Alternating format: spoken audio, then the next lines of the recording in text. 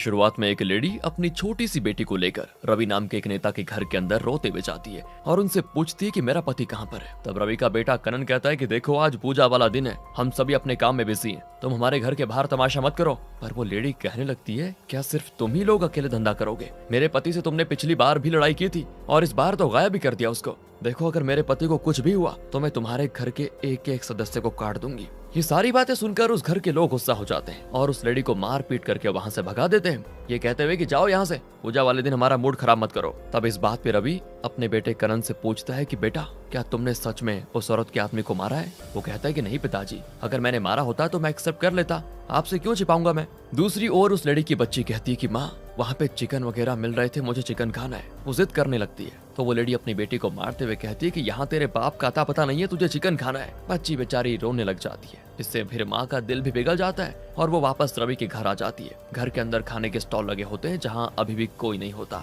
इसीलिए वो लेडी फटाफट वहाँ से अपनी बेटी के लिए चिकन चुराने लग जाती है। फिर कुछ घंटों के बाद शंकर नाम का आदमी पुलिस स्टेशन आता है और इंस्पेक्टर को खोजता है, पर फिर उसे पता चलता है कि आज आधे से ज्यादा पुलिस वाले तो गाँव में मेले में गए हुए हैं, आज जो भी बात है वो कल सुबह ही हो पाएगी। मगर शंकर तो डटा हुआ रहता है कि जितना भी वक्त लगेगा मैं इंस्पेक्टर के आने का इंतजार कर लूंगा। पर दोस्तों खुशनसीबी से उसी वक्त एसपी अरुण पुलिस स्टेशन आ जाते हैं। उनके सामने शंकर अपनी प्रॉब्लम बताता है कि मेरी बीवी और 8 साल की बच्ची लापता है सर। दरअसल 6 महीने पहले मुझे नेताजी रवि के लोगों ने ट्रक से कुचलकर मारने की कोशिश की थी, इसीलिए आज जब मैं अपने दोस्तों के साथ शराब पीने के लिए गया और पूरे दिन घर नहीं आया तो मेरी वाइफ रवि साहब के घर चली गई, ये सोचकर कि उन्होंने मेरे साथ कुछ गलत किया होगा। मगर अब मैं जब वहाँ अपनी वाइफ और बच्ची के बारे में पूछने जा रहा हूँ तो वो इस बात से इनकार कर दे रहे हैं कि वो लोग यहाँ ही नहीं थे, जबकि आसपास के लोगों ने बताया कि मेरी वाइफ ने काफी देर तक उनके घर के बाहर तमाशा किया। देखो मुझे बहुत डर लग रहा है, उनके साथ कहीं कोई गड़बड़ तो नहीं हो गई। तो एसपी अरुण कहते हैं कि कोई बात नहीं, तुम चिंता मत करो। इसके बाद दोस्तों हमको पता चलता है कि एसपी और रवि के बीच में पहले से ही दुश्मनी है और अब ये केस एसपी को किसी सुनहरे मौके से कम नहीं लगता। वो इस केस का फायदा उठाकर रवि के साथ अपनी दुश्मनी पूरी करना चाहता है, तो वो डीएसपी से स्पेशल परमिशन लेता है रवि और उसके बेटे के एनकाउंटर करने के लिए। और ये परमिशन सिर्फ आज रात के लिए वैलिड होती है, क्योंकि आज रात सभी लोग मेले में बिजी होंगे और अगली सुबह तक रवि और उसके लोग चौकन्ने हो जाएंगे, वो खुद को सरेंडर कर देंगे नहीं तो, और उसके बाद कानून का सहारा लेकर बच भी जाएंगे। तो इस पे एक पुलिस वाला एसपी से कहता है कि सर शंकर ने तो करण के नाम एफआईआर लिखवाई है, फिर हम उसके पिता रवि को कैसे मारेंगे? एसपी कहता है कि अगर शंकर की वाइफ की बॉडी मिल जाएगी तब तो हम किसी को भी मार सकते हैं ना। तो पुलिस वाला पूछता है कि अगर सर वो लेडी जिंदा हुई तो, और अगर सच में करण ने उसको नहीं मारा हो तो? एसपी कहता है मुझे इस बात से फर्क नहीं पड़ता कि उसे किसी ने मारा होगा या नहीं, अगर नहीं मारा है तो तुम लोग उसको मारकर प्रूफ ऐसे सेट करो जैसे कनन और उसके पिता ने मिलकर उसे मारा है। दूसरी ओर दोस्तों कनन के कानों तक ये खबर पहुंच जाती है कि एसपी एनकाउंटर करने की फिराक में, तो कनन को बहुत गुस्सा आता है और वो सीधे एसपी को ही मार डालने की कोशिश करता है। पर तब रवि कहता है कि नहीं, इससे हमारा पूरा परिवार खतरे में आ सकता है, बड़े बड़े लोग भी आज हमारा फोन नहीं उठा रहे,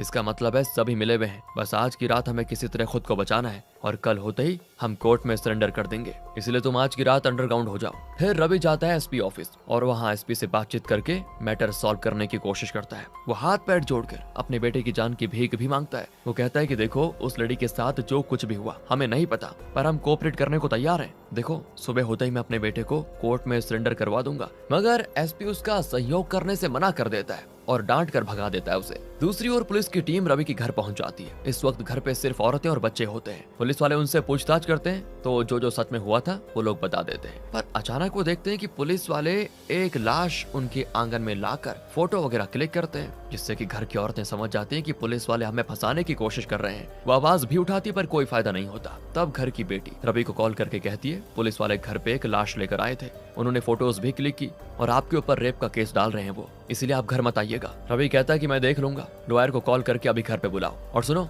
राजा को भी इन्फॉर्म कर दो, दोबारा मेरे नंबर पे फोन मत करना क्योंकि मैं अपना फोन स्विच ऑफ कर रहा हूँ, मामला ठंडा होते ही मैं खुद कॉल करूंगा। वहीं दूसरी ओर शंकर पुलिस वालों से कहता है कि ये लाश मेरी वाइफ की नहीं है, और असल में दोस्तों पुलिस वालों ने ना रवि और कनन को फंसाने के लिए किसी दूसरी लेडी की लाश को सफेद चादर में ओढ़कर यहाँ फोटो खींच ली, जिससे शंकर की परेशानी थोड़ी कम भी होती है, लेकिन उसकी वाइफ अभी भी नहीं मिली उसको। वो ढूंढने की कोशिश जारी रखता है इसके बाद रवि अपने भतीजे वेंकट से कहता है हमें गाड़ी चेंज करनी होगी। तो वेंकट कहता है बस 10 मिनट में मैं कुछ अरेंज करता हूँ ताऊ जी। तभी वेंकट के फोन पे कनन फोन करता है। वो काफी गुस्से में होता है और वो किसी भी हाल में एसपी को मारना चाहता है। तो रवि उसको फिर समझाता है कि एसपी मरेगा जरूर, मगर हम इस केस में इन्वॉल्व नहीं होंगे। सुबह से पहले मैं कुछ इंतजाम करता हूँ और फिलहाल के लिए तुम भी अपना फोन स्विच ऑफ कर लो। इसके बाद रवि वेंकट से पूछता है कि काली कहाँ है। तब रवि का भाई कहता है कि भैया हमारे पास भी तो इतने सारे लोग हैं, आप इतने सालों बाद काली को इन सब में इन्वॉल्व क्यों करना चाहते हैं। तो रवि कहता है कि एसपी जब तक जिंदा रहेगा तब तक मेरे बेटे की गर्दन पे तलवार लटकती रहेगी और एसपी को मारने के लिए मुझे कोई भरोसे वाला इंसान चाहिए और मैं काली से ज्यादा भरोसा किसी पे नहीं करता। अब दोस्तों हम काली को देखते हैं जो सब्जी वगैरह खरीदने के बाद अपनी वाइफ वानी के साथ मार्केट में ही थोड़ी छेड़खानी करता है। वानी कहती है कि शादी को इतने साल हो गए, 2 बच्चे भी हो गए, पर तुम हो कि सुधरने का नाम नहीं ले रहे। फिर वानी टेलर की दुकान पर जाती है अपने ब्लाउज का नाप देने के लिए। तभी काली टेलर के हाथ से मेजरमेंट टेप छीनकर साइड रखता है और खुद ही अपनी वाइफ की मेजरमेंट लिख देता है क्योंकि उसे अपनी वाइफ की नाप अच्छे से पता है। इसके बाद ये एक दुकान से बिरयानी खरीदकर अपने घर जाते हैं। घर के बाहर इन्हें वेंकट मिल जाता है जिसे काली और वानी दोनों फुल इग्नोर कर देते हैं। अब घर पे हम एक छोटा सा किराने की दुकान भी देखते हैं जिसपे एक बूढ़ी औरत तेल लेने के लिए आई होती है। तो उनसे काली कहता है दुकान पे मेरी बेटी जाननी है, उसी से ले लो। पर वो बूढ़ी औरत कहती है तुम्हारी बेटी हर चीज बहुत नाप तोल कर देती है, तुम सही देते हो तो तुम ही तो मुझे। फिर क्या था, काली दुकान पे अपने ग्राहकों को सामान देने लगता है और वानी कहती है वेंकट यहाँ क्यों आया, क्या बात है। वो भी कहता है मुझे क्या पता क्यों आया है। इसलिए फिर काली घर के अंदर आ जाता है जहाँ काली की माँ अपने पोते पोतियों को खाना खिला रही होती है। जिसपे काली भी कहता है कि माँ जल्दी करो, हमें मेले भी जाना है। फिर वो वेंकट से चाय वाय के लिए पूछता है पर वेंकट यही कहता है कि ताऊ जी आए हुए हैं, वो अभी छत पे हैं। काली तुरंत छत पे जाता है जहाँ रवि काली को गले से लगा लेते हैं। फिर वो सारी प्रॉब्लम उसको बताता है। काली कहता है आप मुझे 1 घंटा दीजिए, मैं माँ बेटी दोनों को ढूंढ कर निकालता हूँ। तब रवि उसको समझाता है कि ये मिसिंग इंसिडेंट तो सिर्फ एक बहाना है, असल में वो एसपी है ना, वो किसी भी बहाने से मेरे बेटे को जान से मारना चाहता है, इसीलिए मैं चाहता हूँ कि तुम उसे खत्म कर दो। तो इस पे काली कहता है कि मैं खुद 2 बच्चों का बाप हूँ, पास्ट में मैंने जो पाप किए हैं उससे मैं अभी तक उभर नहीं पाया। मैं डेली भगवान से यही प्रार्थना करता हूँ कि मेरे किए की सजा सिर्फ मुझे ही मिलनी चाहिए, मेरे बच्चों को उस पाप का भागीदार मत बनाना। तभी वानी अपने बेटे को चाय कॉफी पूछने के बहाने से छत पे भेज देती है, पर वो इशारों में उससे ये भी कहती है ऊपर क्या चल रहा है मुझे खबर दो। फिर जब काली का बेटा छत पे जाता है तो रवि उससे उसका नाम पूछता है। वो बताता है दिलीप। तो रवि थोड़ी देर के लिए चुप हो जाता है। इसके बाद दिलीप जाकर अपनी मॉम को बताता है 1 कॉफी चाहिए और 1 चाय, और हाँ पापा उनके साथ खुसफुसा कर बात कर रहे थे इसलिए मुझे कुछ समझ नहीं आया। उधर काली रवि से कहता है कि मेरे ऊपर कर्ज है, मैंने अपने बच्चों की स्कूल फी तक नहीं भरी है, घर का काम भी रुका हुआ है, मगर जब मैं रात में सोता हूँ तो सुकून वाली नींद आती है क्योंकि मेरे पास मेरा परिवार है। आप कुछ भी करने को कहिए, मैं इनकार नहीं करूंगा, मगर मुझसे किसी का खून करने को मत कहिए क्योंकि अगर मुझे कुछ हो गया तो मेरे बच्चों का क्या होगा। जिस पे रवि भी कहता है कि तुम बस मेरा ये काम कर दो, मैं तुम्हें कुछ नहीं होने दूंगा, तुम्हारी जगह मैं किसी और को सरेंडर करवाऊंगा, तुम्हारा नाम तक सामने नहीं आएगा। पर काली तो साफ मना कर देता है। तो रवि उसके सामने गिड़गिड़ाने लगता है और काली के पैर पकड़कर अपने बेटे की लाइफ की भीख मांगता है। ये सारी चीजें काली से देखी नहीं जाती और वो ये काम करने के लिए फिर हो जाता है राजी। पर तभी वहाँ पर आती है वानी और कहती है कि उनकी किसी भी बात पे यकीन मत करना। काली कहता है कि चाय रख कर जाओ यहाँ से तुरंत। दोस्तों काली और रवि मिलकर अब एसपी को मारने की प्लानिंग करते हैं और उधर एसपी कनन और रवि को मारने की प्लानिंग। तभी पुलिस वालों के हाथ रवि का दामाद लग जाता है। वो उसे काफी मारते पीटते हैं और उसकी वीडियो बनाकर रवि की फैमिली को दिखाते हैं जिससे सभी की हालत खराब। और इधर रवि को जब काली आश्वासन देता है कि काम हो जाएगा तो वो निश्चिंत होकर चला जाता है वहाँ से, मगर वानी की हालत तो खराब हो जाती है। वो काली से पूछती भी है कि रवि यहाँ क्यों आया था बताओ। तो काली उसे सच्चाई नहीं बताता, वो झूठ कह देता है कि बस छोटा सा काम है एक, मैं 2 घंटे में वापस आ जाऊंगा। पर वानी समझ जाती है कि ये पक्का झूठ बोल रहा है। वो काफी गिड़गिड़ाती कि प्लीज सच बताओ ना, देखो मैं तुम्हारी धड़कनों से पहचान जाती हूँ कि तुम कब झूठ बोल रहे हो कब सच। तुम्हें पता है ना परसों जाननी ने बिस्तर गीला कर दिया था क्योंकि सपने में उसने वो इंसिडेंट देखा था। तुम्हें पता है ना जब रवि को अपना काम करवाना होता है तो वो हाथ पैर सब पकड़ लेता है और फिर हमारे साथ क्या हो ना हो उससे उसे कोई लेना देना नहीं होता। तुम एक काम करो, हमारी बेटी जाननी के सर पे हाथ रखकर कसम खाओ कि तुम कोई गलत काम करने नहीं जा रहे बस। तो तब काली भी कहता है कि ठीक है मैं कहीं नहीं जा रहा, खुश। अब दूसरी ओर एसपी को खबर मिलती है कि कनन अवनीपुर राइस मिल में छिपकर बैठा हुआ है। तो एसपी गोकुल नाम के एक पुलिस ऑफिसर से कहता है कि उस राइस मिल में अपनी एक टीम को लेकर जाओ और कनन को घेर लो और मैं जेम्स और उसकी टीम के साथ रवि को पकड़ने जा रहा हूँ। तो दोस्तों जब गोकुल अपनी टीम के साथ मिल में पहुंचता है तो देखता है कि वहाँ पे सिवाय एक आदमी के और कोई है ही नहीं। और जब वो उसे मार पीट कर पूछताछ करते हैं तो उसे पता चलता है कि यहाँ पे कनन था जरूर, मगर उसे 10 मिनट पहले किसी का कॉल आया तो वो चला गया। इससे गोकुल समझ जाता है कि कोई तो है हमारे बीच में जो सारी खबर रवि और उसके लोगों तक पहुंचा रहा है। उधर दोस्तों हम कनन को रवि के साथ गाड़ी में देखते हैं। वो आपस में बातें कर रहे होते हैं कि भला हो इंस्पेक्टर का, जो उसने हमें सही टाइम पर खबर दे दी कि पुलिस एनकाउंटर करने के लिए मिल में आ रही है। इधर दोस्तों काली चोरी चुप के अपने घर से हो जाता है फरार और फिर वेंकट के साथ मिलकर एक सुनसान से रास्ते पे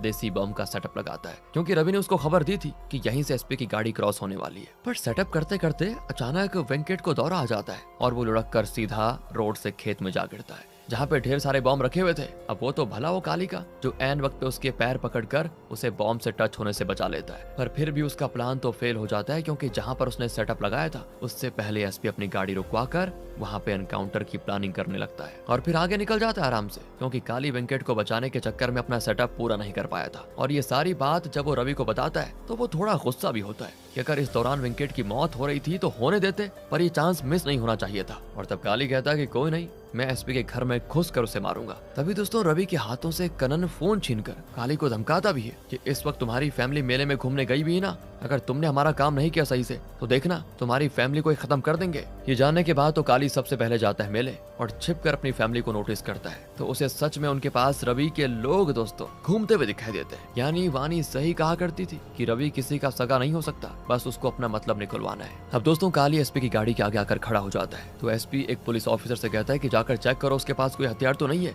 और वो मुझसे चाहता क्या है। क्या नहीं दोस्तों, एसपी भी काली को पहले से ही पहचानता था और उसे काली से डर भी लगता है, इसीलिए वो अपने ड्राइवर से कहकर पहले उसकी चेकअप करता है। तो उसे खबर मिलती है कि उसकी एक टीम 5 मिनट में यहाँ पर पहुंच जाएगी। वहीं दूसरा पुलिस वाला आकर बताता है कि सर काली तो खाली हाथ आया है और वो कह रहा है कि उसे आपसे कुछ जरूरी बात करनी है, और इस पे एसपी भी बात करने को राजी हो जाता है। अब काली आते ही कहता है कि कनन कहाँ पर है ये मैं तुम्हें बता सकता हूँ, पर उसके लिए तुम्हें मेरी फैमिली को बचाना होगा। दरअसल उन्होंने मुझे एक काम करने को कहा था जो कि मैंने करने से मना कर दिया, तो उन्होंने मेरे परिवार को मारने की धमकी दी है। तब एसपी सबसे पहले यही जानना चाहता है कि उन्होंने तुम्हें काम क्या सौंपा था, मगर ये चीज काली उसको नहीं बताता। वो सिर्फ इतना बताता है कि मेरा परिवार इस वक्त मेले में है और कनन भी मेले में छिपा हुआ बैठा है। कुछ देर पहले तक तो रवि भी उसके साथ था, पर अब वहाँ पर नहीं है। एक बार मेरी फैमिली को सेव कर लो, फिर मैं बता दूंगा कि वो कहाँ पर है। जिस पे एसपी कहता है कि ठीक है, पर जब तक मुझे कनन नहीं मिल जाता तब तक तुम हवालात में रहोगे। काली कहता है कि तुम्हारे लोग ही अंदर की खबर उन तक पहुंचाते हैं, पता है। एक बार अगर उन्हें पता चल गया कि मैं अरेस्ट हो चुका हूँ तो वो चौकन्ने हो जाएंगे और फिर तुम बाप बेटे में से किसी का भी अंत नहीं कर पाओगे। फिर आखिर में वो ये भी कहता है कि मैं अपना अतीत भुला चुका हूँ सर,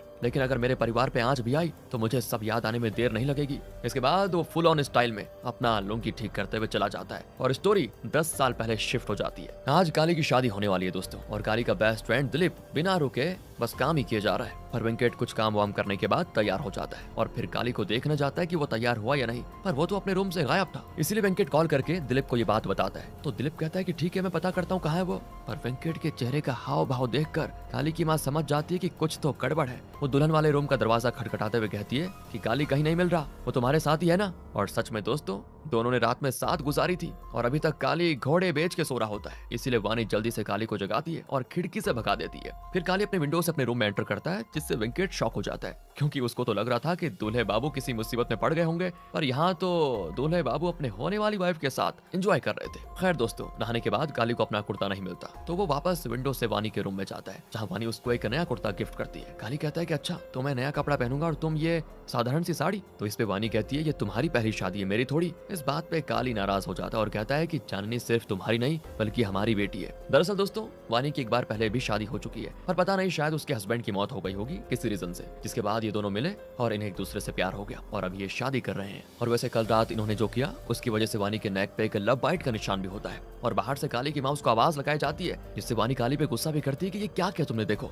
तब जल्दी से काली मेकअप की मदद से वो निशान छुपा देता है और फिर सारे लोग मंदिर जाते हैं इन दोनों की शादी कराने के लिए। और इसी दौरान काली चांदनी को गोद में लिए होता है और अभी तो लगता है कि चांदनी 1 साल की भी नहीं हुई है। फिर जब शादी का मुहूर्त आता है तो काली दिलीप को ढूंढता है, क्योंकि सारे लोग वहाँ पर मौजूद होते हैं सिवाय दिलीप के। पता नहीं वो कहाँ रह गया, पर पंडित जी अब और रुकने को तैयार नहीं होते, इसलिए रवि मंगलसूत्र काली को पकड़ाने जाता है। पर उसी वक्त एक पुलिस वाला रवि के कंधे पे हाथ रखकर कहता है कि डीएसपी सर आपको बुला रहे हैं। इससे दोस्तों कनन गुस्से में उस पुलिस वाले को पीट देता है कि मेरे पिता को हाथ कैसे लगाया तुमने। तब वहाँ पर डीएसपी अरुण आकर मामले को शांत करवाता है। पर दोस्तों इन सब चीजों से वानी का मूड खराब हो जाता है और वो सबके सामने काली से कहती है कि तुम एक बार फिर सोच लो, अगर तुमने मुझसे शादी की तो ये सब गुंडाई छोड़नी होगी। तो काली की माँ कहती है कि बेटा इसकी गारंटी मैं लेती हूँ, अब चलो स्माइल करो वरना फोटो अच्छी नहीं आएगी। तब जाकर वानी थोड़ा स्माइल करती है और इन दोनों की शादी सफलतापूर्वक हो जाती है। इसके बाद दोस्तों हम डीएसपी अरुण को हरी और करण से बात करते हुए देखते हैं। डीएसपी अरुण, हाँ दोस्तों आप सोच रहे होंगे कि अरुण तो एसपी है, लेकिन फिलहाल वो डीएसपी था, पर अभी जो कुछ होने वाला है उसी के चक्कर में उसका डिमोशन हो जाएगा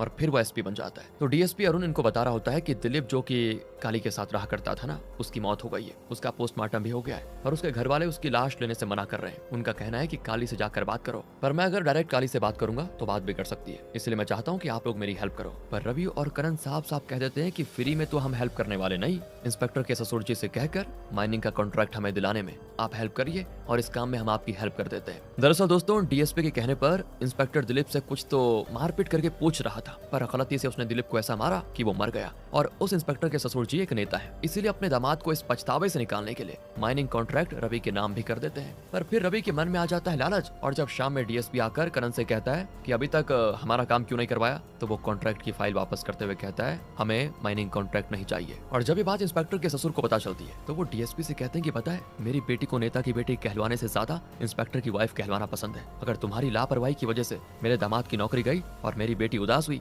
तो फिर मैं तुम्हें देख लूंगा। जिस पे डीएसपी कहता है कि मुझसे जो बन पड़ेगा मैं करूंगा। इसके बाद वो जाता है काली के पास जो कि इस वक्त खाने पे बैठा होता है। साथ ही वो वेंकट से कहता है कि दिलीप सुबह से एक बार भी नहीं दिखा, कहाँ है वो? तो वेंकट कहता है पता नहीं भाई, मेरा फोन भी नहीं उठा रहा। काली कहता है जाओ यार ढूंढो उसको, खाने पे लेकर आओ। तभी डीएसपी काली को एक रूम में लेकर आ जाता है बात करने के लिए। पर वानी भी साथ में जाती है, जहां डीएसपी काली को झूठी कहानी सुनाता है कि दिलीप को पूछताछ के लिए लेकर जा रहे थे, पर पैर फिसलने की वजह से उसकी मौत हो गई। हमने उसे बचाने की बहुत कोशिश की पर वो नहीं बच पाया। लेकिन दोस्तों काली को यकीन ही नहीं होता कि दिलीप इस दुनिया में नहीं है। कुछ देर के बाद वो जानने की कोशिश करता है कि आखिर किसने मारा दिलीप को। तो वानी कहती है कि तुम ये जानकर करोगे क्या है? लड़ोगे तो मेरा और मेरी बेटी का क्या होगा? फिर डीएसपी बताता है कि इंस्पेक्टर सुधाकर के हाथों ये गलती हुई है। तो काली सुधाकर के मुंह से जानना चाहता है कि क्या सच है। वो बताता है कि हम बैडमिंटन खेलकर चाय पीने के लिए चाय की टपरी पर गए, मेरे हाथों गलती से उसके ऊपर चाय गिर गई तो उसने सबके सामने मुझे अबे बोला। तो तब डीएसपी सर ने उससे कहा कि तुम्हें बात करने की तमीज नहीं है क्या? और फिर वो डीएसपी सर पे भी चिल्लाने लगा। तब सर ने उसको एक झापड़ मार के पुलिस की गाड़ी में बिठाया।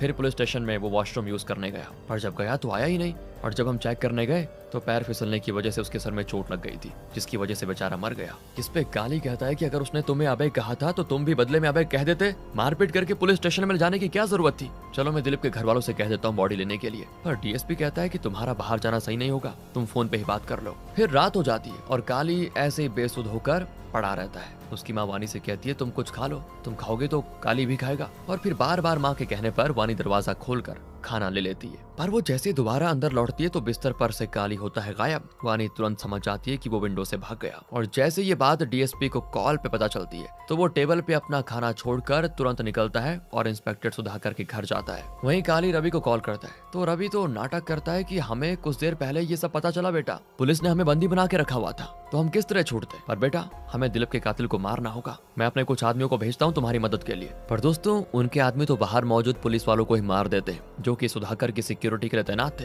पर जब काली आता है तो वो सुधाकर के घर पे बॉम्ब फेंक कर दरवाजा उड़ा देता है और फिर बंदूक तान कर कहता है कि सरेंडर कर दो, जिससे सुधाकर तो हैरान हो जाता है कि ये मुझे जान से मारने के बजाय सरेंडर करने को क्यों कह रहा है। पर वो अपनी जान बचाने के लिए काली की बात मानकर अपना जुर्म कबूल करके खुद को अरेस्ट करवा लेता है। जैसे ही इस बात का पता नेताजी को चलता है तो वो तुरंत ही पुलिस स्टेशन पहुंच जाते हैं। वहीं काली भी पुलिस स्टेशन आ जाता है, मगर सिर्फ अंडरवियर पहनकर, क्योंकि वो नहीं चाहता था कि वानी का गिफ्ट किया हुआ कपड़ा खराब हो जाए। पर काली के साथ साथ उसके कुछ लोग भी पुलिस स्टेशन में एंटर करते हैं। उनमें से एक के पास एक छोटा सा थैला होता है जिसमें सभी को लग रहा था कि इसमें काली के कपड़े होंगे। अब नेताजी काली से कहता है कि अगर तुम्हें मैं मार भी दूंगा ना तो कोई चू तक नहीं करेगा, लेकिन अगर तुमने मेरे दामाद को हाथ भी लगाया तो मैं उसके पीछे खड़ा रहूंगा। तभी दोस्तों उस छोटे से झोले में से काली कुछ पार्ट्स निकालता है और चंद सेकंड्स में उसे असेंबल करके देसी गन बनाकर सीधा नेताजी के सर पे गोली मार देता है, क्योंकि उसे पता था कि सुधाकर को बचाने के लिए नेताजी एडी चोटी का जोर लगाएंगे, लेकिन जब वो जिंदा ही नहीं रहेंगे तो फिर उसे बचाने कौन आएगा। इसके बाद बारी थी दोस्तों डीएसपी की, पर डीएसपी अपना मुंह खोल देता है कि मैं तो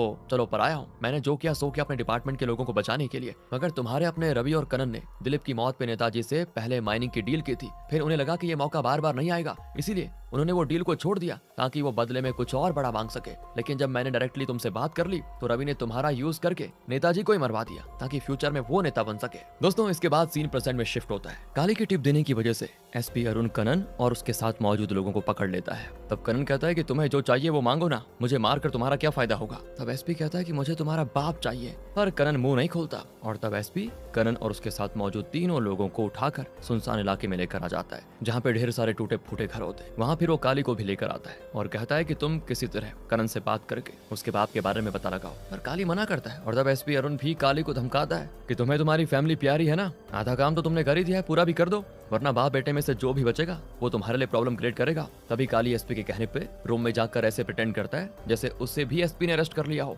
इसीलिए कनन काली को खूब सुनाता है कि मैंने तो पहले ही पिताजी से कह दिया था कि तुम पे यकीन ना करे, मुझे एसपी को मारने दे, मगर उन्होंने तुम पे यकीन किया। और तब काली अपने पास से एक छोटा सा फोन निकाल कर देता है ताकि कनन किसी से हेल्प मांग सके। पर कनन अपने डैड को फोन नहीं करता क्योंकि उसे पता है पुलिस सारे फोन्स को ट्रेस कर रही होगी। इसीलिए वो अपनी माँ को फोन करता है और उसकी माँ उसे हौसला देते हुए कहती है कि हाथ पैर आंख कुछ भी गंवा देना, पर अपने बाप को किसी भी तरह बचा लेना, बाकी मैं संभाल लूंगी। और तुम्हारी लोकेशन किसी अपने नहीं रिवील की है, होशियार रहना। थोड़ी देर में वहाँ रवि के भेजे हुए कुछ लोग आ जाते हैं जो कि एसपी को भी शूट कर देते हैं और कई सारे पुलिस वालों को मार डालते हैं। पर एसपी किसी तरह वहाँ से भागने में कामयाब हो जाता है। फिर वो लोग अंदर आकर कनन और काली को आजाद करते हैं। तब कनन अपने तीनों साथियों को गोली मार देता है, ये कहते हुए कि हम लोग मेले में खुफिया जगह पे छिपकर बैठे थे। ये बात एसपी को तुम में से किसी ने बताई होगी क्योंकि तुम ही तीनों मेरे साथ थे। पर कनन दोस्तों एक बार भी काली पे शक नहीं करता क्योंकि काली तो अभी भी कह रहा होता है कि आगे का तुम खुद देख लो, मुझे अब इन सब में नहीं पड़ना। और तब कनन भी एसपी वाला डायलॉग ही सुनाता है कि तुम्हें अपनी फैमिली की जान प्यारी है ना, आधा काम कर दिया है तो पूरा ही कर दो। इसके बाद सभी एसपी को ढूंढने लग जाते हैं क्योंकि उसके पेट में गोली तो लग गई थी तो वो बिना मदद के ज्यादा दूर नहीं जा पाएगा। काली को एसपी मिल भी जाता है तो एसपी कहता है कि अगर तुम मुझे बचाओगे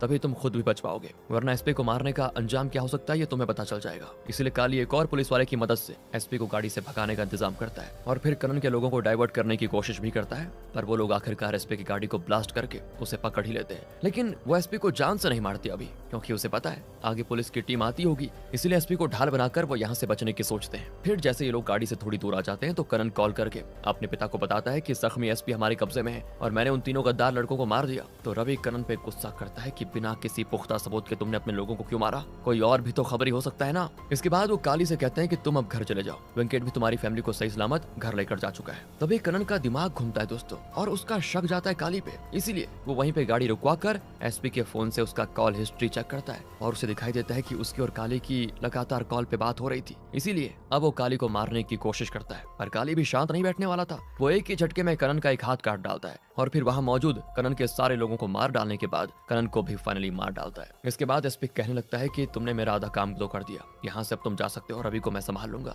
तो काली जाता है अपने घर पर, बदन में खून लगा देखकर वानी काफी डर जाती है और कहती है कि तुमने एसपी को मार डाला क्या। तो काली कहता है कि नहीं कनन को। इसके बाद तो वानी का डर के मारे बुरा हाल हो जाता है, वो पागलों की तरह कहने लगती है अब सब खत्म हो गया, सब खत्म हो गया। तब काली कहता है कुछ खत्म नहीं हुआ है, तुम अनजान बनने का नाटक करती रहो, बाकी मैं सब संभाल लूंगा। उसी वक्त रवि का कॉल आता है दोस्तों और वो जानना चाहता है कि काली अभी कहाँ पर है। तो काली भी बोल देता है कि आपके कहने पे मैं तो घर चला आया। रवि कहता है ठीक है घर पे ही रहना तुम। अब दोस्तों काली वानी से कहता है कि तुम अंदर जाओ और देखो वेंकट को हम पे शक ना हो, मैं जरा वॉशरूम यूज करके आता हूँ। पर दोस्तों जैसे काली वॉशरूम का दरवाजा खोलता है तो उसे वो अंदर बंद मिलता है, जिससे काली और वानी समझ आते हैं कि अंदर वेंकट है और उसने हमारी आपस की सारी बातें सुन ली है, अब तो गए हम। मगर फिर भी काली वेंकट से बिल्कुल आराम से बात करता है, उसे वॉशरूम से निकलने को कहता है तो वेंकट ऐसे प्रिटेंड करता है जैसे उसने कुछ भी नहीं सुना। मगर फिर वो अचानक वहाँ से भागना शुरू कर देता है क्योंकि उसने सब कुछ सुन लिया था। इसीलिए काली उसको पकड़ने के लिए दौड़ता है और खेत में उसको दबोच भी लेता है। वो उसका गला दबाता है पर मारने की हिम्मत नहीं जुटा पाता, वो बस धमका कर छोड़ देता है कि अगर किसी के सामने मुंह खोला तो जान से मार दूंगा।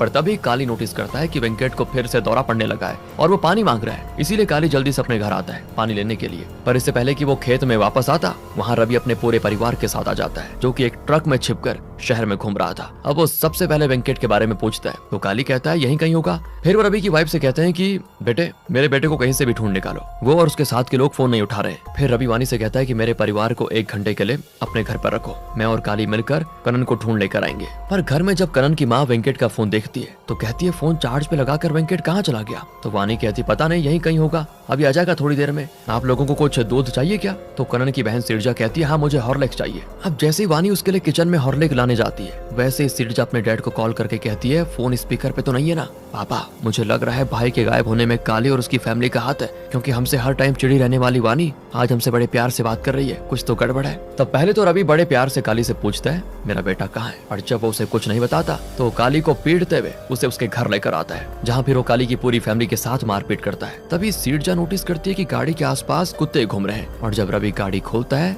तो अंदर उसे जख्मी एसपी मिलता है, जो कि करण के बारे में पूछने पे बताता है कि तूने मुझे मारने के लिए काली को भेजा था, पर उसने ही तेरे बेटे को मार डाला, वो भी डायरेक्ट मौत नहीं दी, पहले हाथ पैर काटा फिर उसकी जान ली। बट सुन, मेरे साथ एक डील कर ले, तू काली की फैमिली के साथ चाहे जो मर्जी कर ले, मैं अपनी आंखें बंद कर लूंगा, इसके बाद ना तो मैं तुम्हें परेशान करूंगा और ना तुम मुझे। लेकिन दोस्तों, रवि अपने बेटे की मौत की खबर सुनने के बाद कोई डील नहीं करना चाहता था। वो वहीं पे एसपी अरुण को शूट करके परलोक से धार देता है। ये सब देखकर वानी घबरा जाती है। वो समझ चुकी थी कि मेरे पति और मेरे पूरे परिवार का खात्मा होने वाला है, इसीलिए वो एक दराती उठाती है और रवि की फैमिली की एक बच्ची को गले पे दबा लेती है और कहती है कि अगर मेरे पति या मेरे परिवार को छूने की भी कोशिश की तो मैं तुम्हारी नातिन को जान से मार दूंगी। फिर वानी अपनी पूरी फैमिली के साथ सेफली अपने घर के अंदर चली जाती है और दरवाजा कर लेती है अंदर से बंद। तब काली उठ खड़ा होता है और रवि का गला दबोच लेता है। वो उसे जान से ही मार डालता है, मगर रवि की वाइफ, जो कि काली को अपने बेटे की तरह प्यार करती थी, वो अपने पति की जान बख्शने की भीख मांगती है। तब वो रुक जाता है, पर रवि के गुंडे नहीं रुकते दोस्तों। वो काली को मारने की कोशिश करते हैं और तब काली भी एक एक करके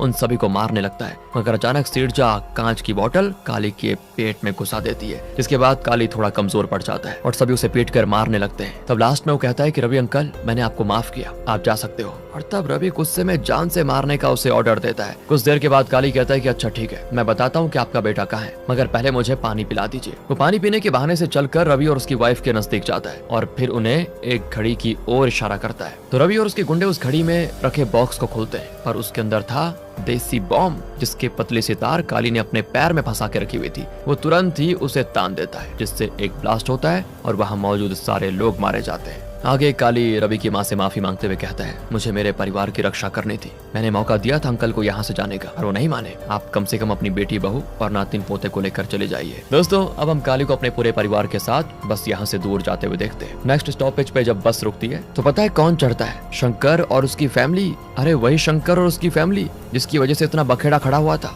दरअसल जब शंकर शराब पीकर पूरा दिन घर नहीं आया था तो उसकी वाइफ अपनी बेटी को साथ में लिए रवि के घर के बाहर हंगामा करने गई थी, और फिर उनके भगाने पर वो भाग भी आई थी। लेकिन फिर उसकी बेटी को चिकन खाना था तो वो चिकन चुराने गई थी, और इसके बाद जब वो अपनी बेटी को लेकर जा रही थी तो अचानक टेंशन की वजह से रोड पर बेहोश हो गई, और तब काली ने उसको हॉस्पिटल में एडमिट करवाया और उसकी बेटी को टॉय भी खरीद कर दिया था। यानी कि उसे स्टार्टिंग से ही शंकर की बेबी बेटी के बारे में सब पता था, पर उसने ये सब इसीलिए किया ताकि वो इस सिचुएशन का फायदा उठाकर दिलीप की मौत का बदला ले सके, जिसमें वो कामयाब भी हुआ। और इसी के साथ दोस्तों, ये मूवी यहाँ पर खत्म होती है।